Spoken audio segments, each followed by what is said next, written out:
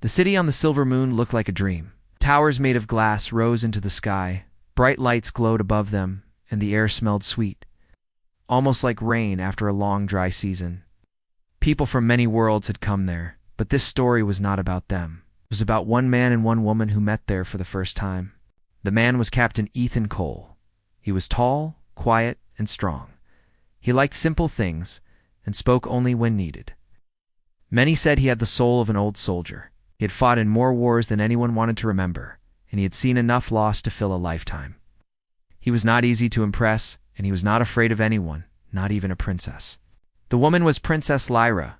She was young and proud, raised in a palace of marble and silk. She learned every rule of speech, every move of power, and every smile that could win a room. She had never met a man who did not bow when she entered. Her voice could charm or cut depending on her mood. She was used to being obeyed. Ethan and Lyra met inside the Hall of Unity. It was a great round room with silver walls and floating lamps that made the place shine. The walls showed the sky and the faraway stars. It was meant to be peaceful, but the mood in the room was tight. Out. The council had called this meeting to make peace between two great powers. The human fleet had grown strong, and the royal houses feared their rise. Peace was needed, and so both sides sent their best.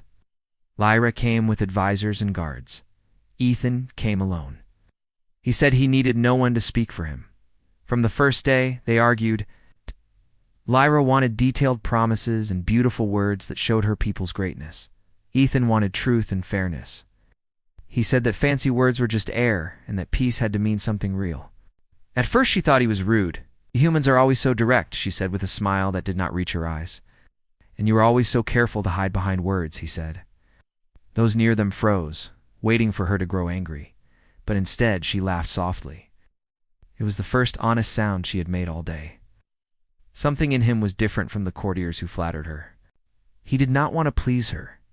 He wanted her to listen. Days passed, and they met again and again to discuss the treaty. Sometimes they sat across a table filled with glowing pages. Sometimes they walked in the garden built in the center of the moon base. Over time, their talk shifted. Between points and laws, they began to speak of their worlds.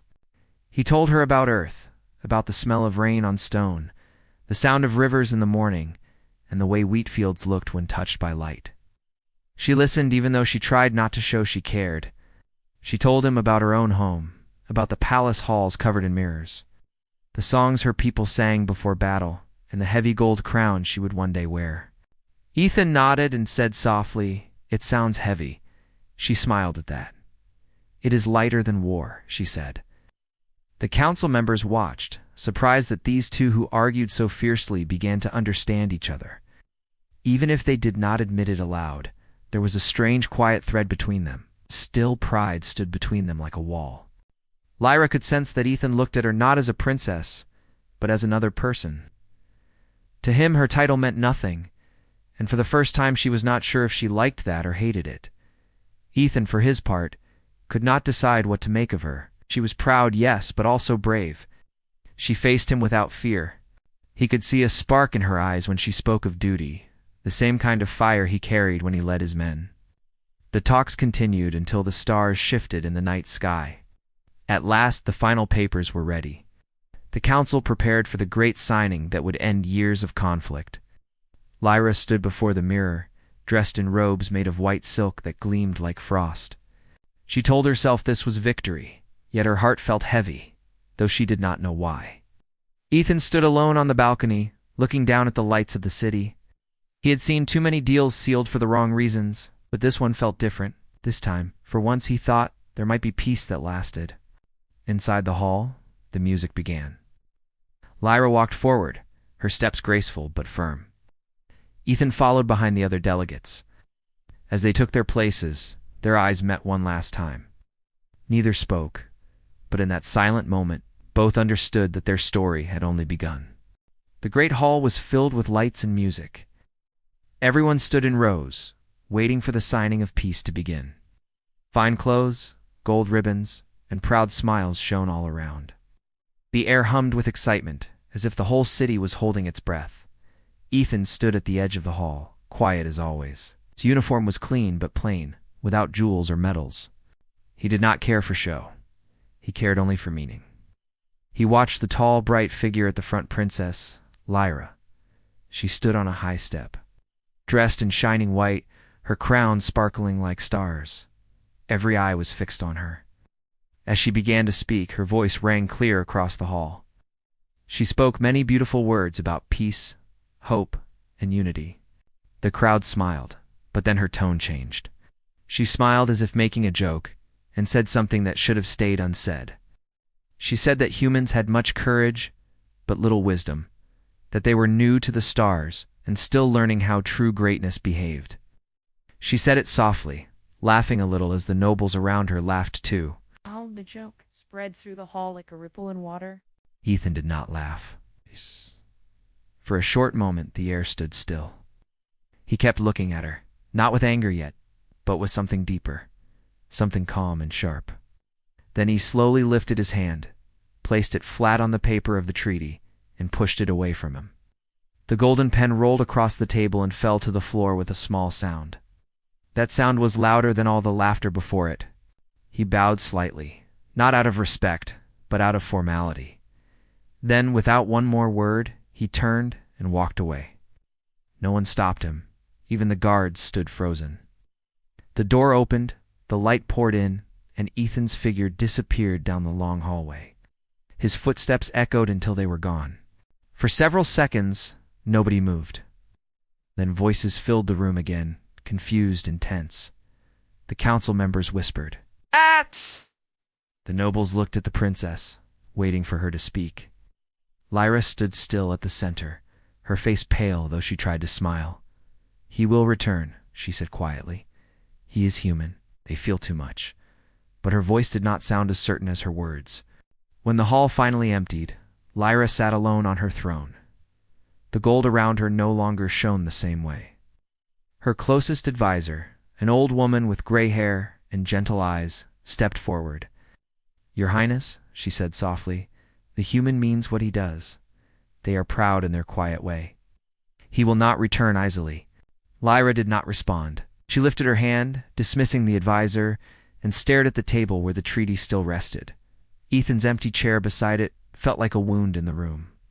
Later that night, she found herself walking through the quiet corridors alone. Every sound seemed louder than before.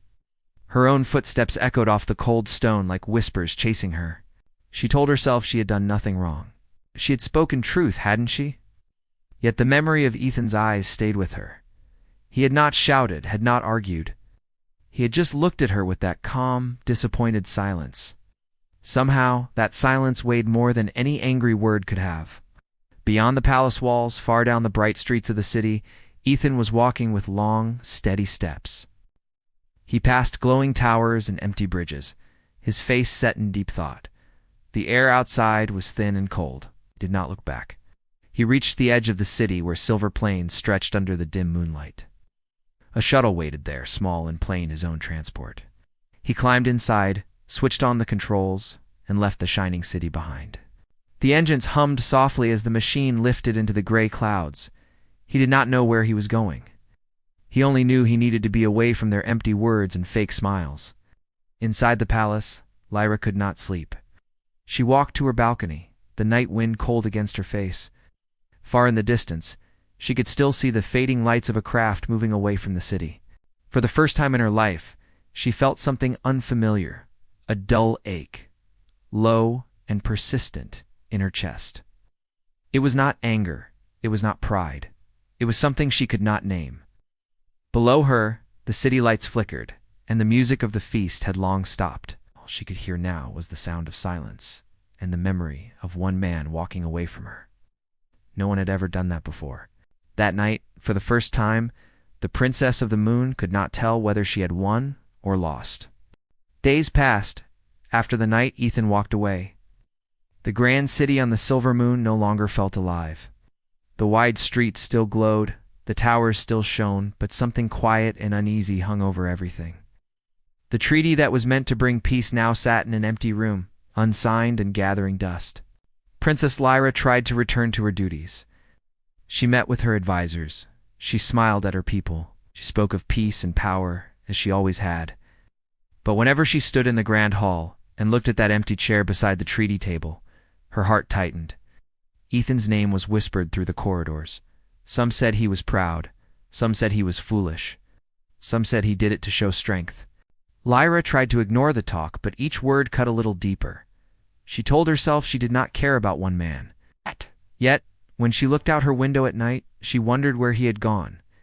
Far away across cold silver plains, Ethan had built a small camp near the edge of a crater. The air there was thin, and the sky above him was filled with slow-moving stars. His shuttle rested near a frozen lake, its metal sides reflecting pale light. He had food and shelter, but little else. He sat by a small heater, drinking from a tin cup and staring at the open plains ahead. He had no anger in him anymore. What he felt was disappointment. He had believed there was hope for peace, that people could treat each other with truth and respect.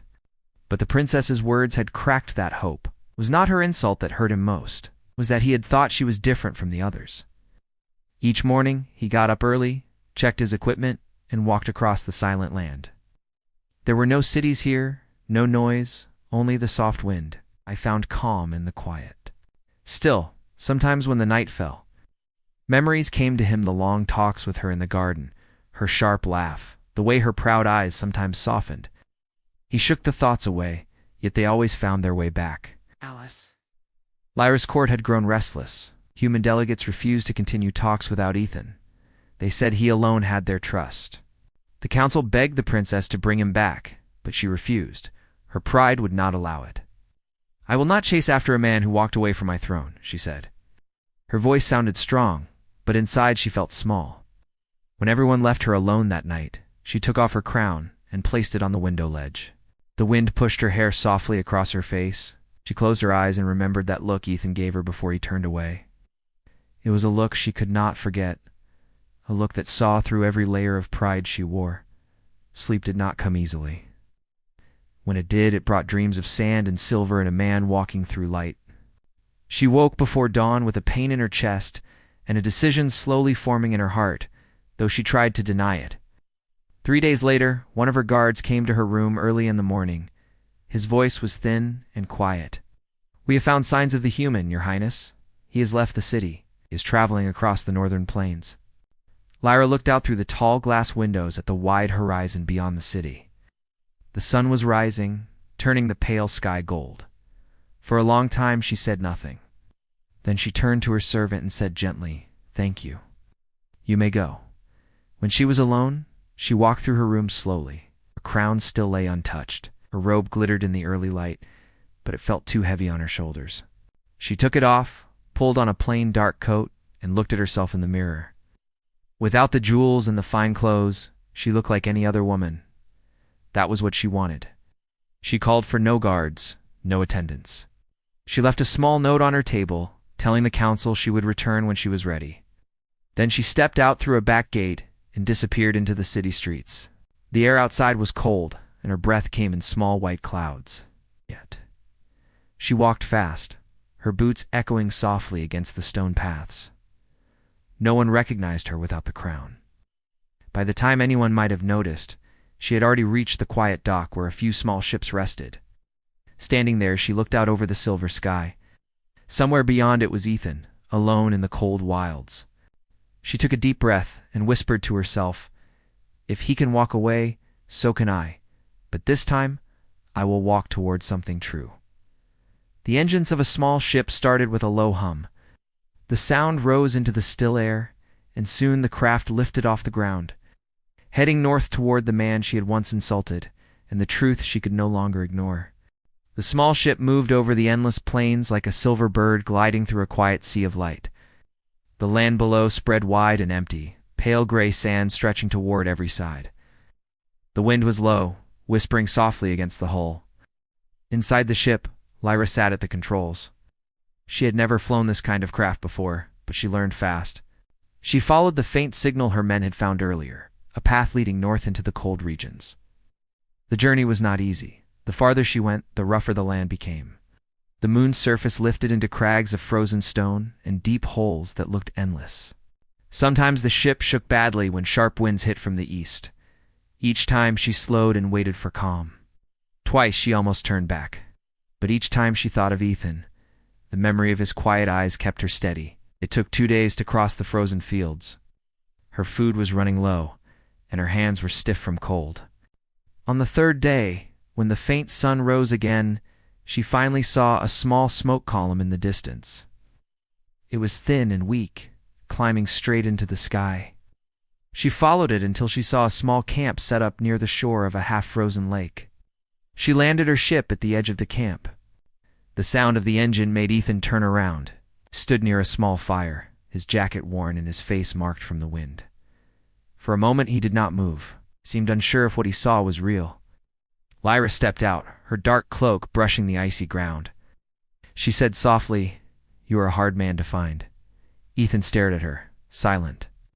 Then he said in a low voice, "You should not be here." "I had to come," she said. "I needed to speak with you."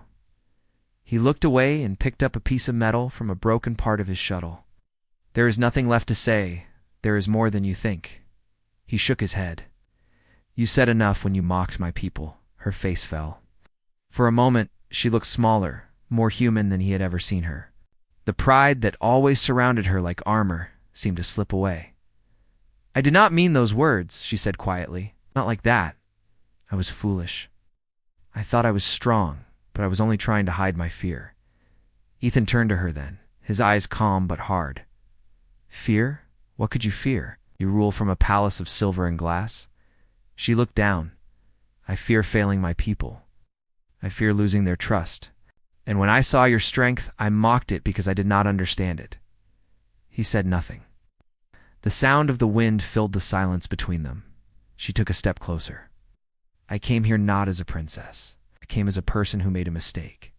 Ethan looked at her coat, now covered in dust, and her hands worn from travel. "You crossed this cold land alone?" "Yes," she said, smiling faintly. "It seems walking away is harder than I thought."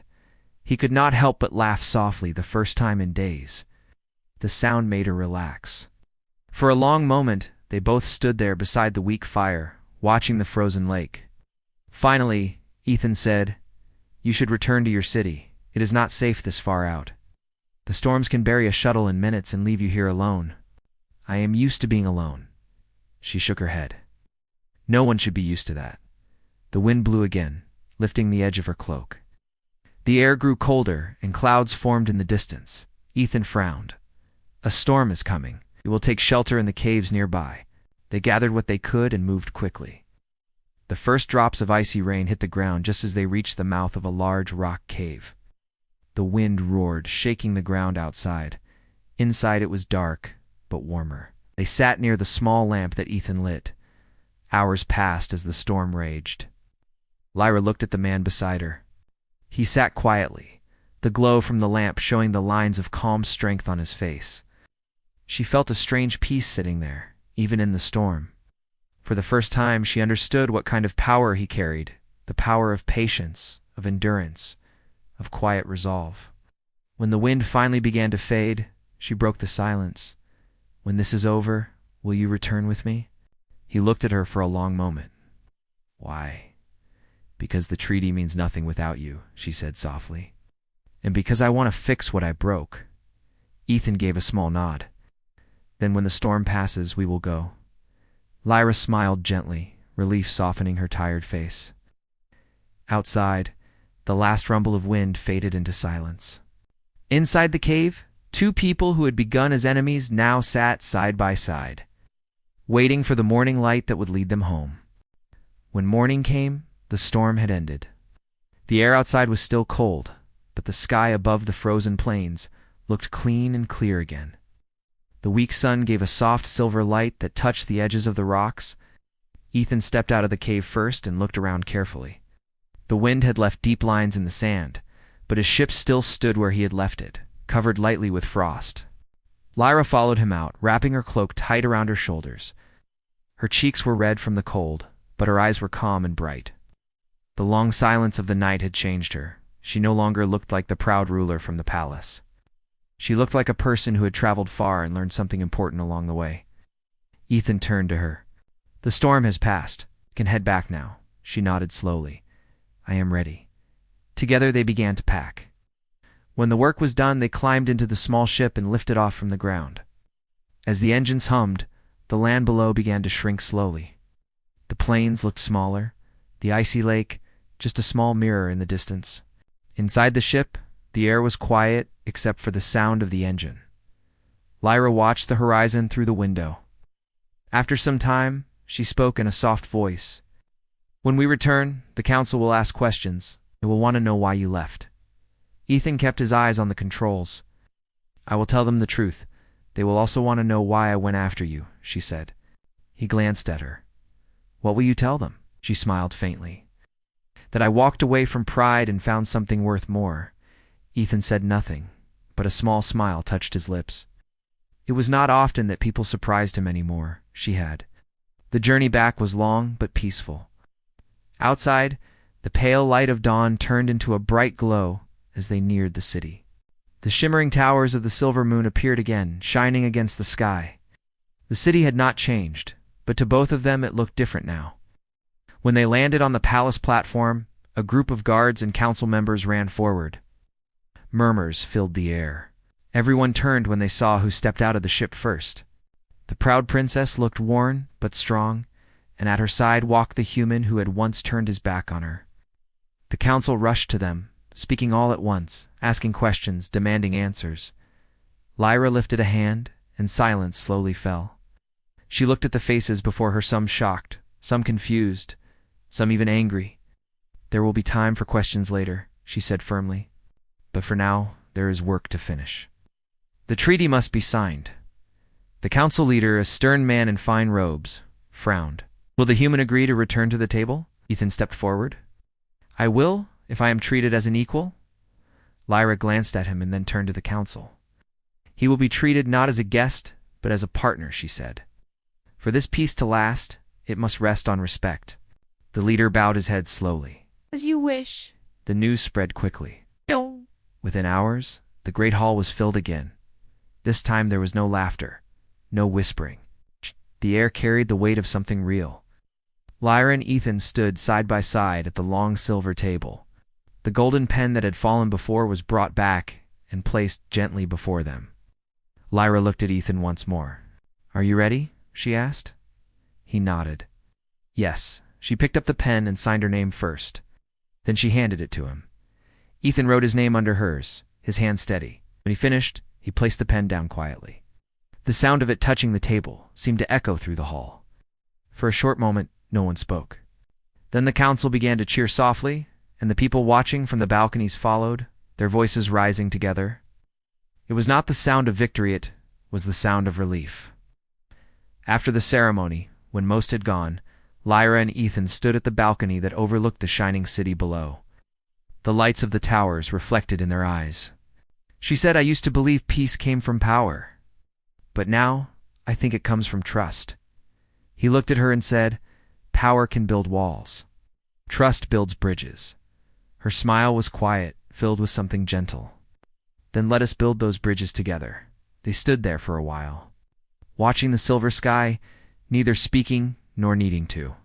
The moonlight touched their faces, and for the first time since they had met, there was no barrier of pride or anger between them, only respect. Years later, people remembered that day as the beginning of the true peace between their worlds. They spoke of the proud princess who learned to listen, and the quiet man who taught her without raising his voice.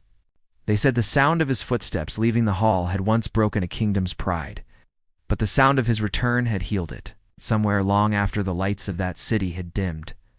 The story of the human and the princess remained a simple story about two hearts that walked away from anger and found strength in understanding.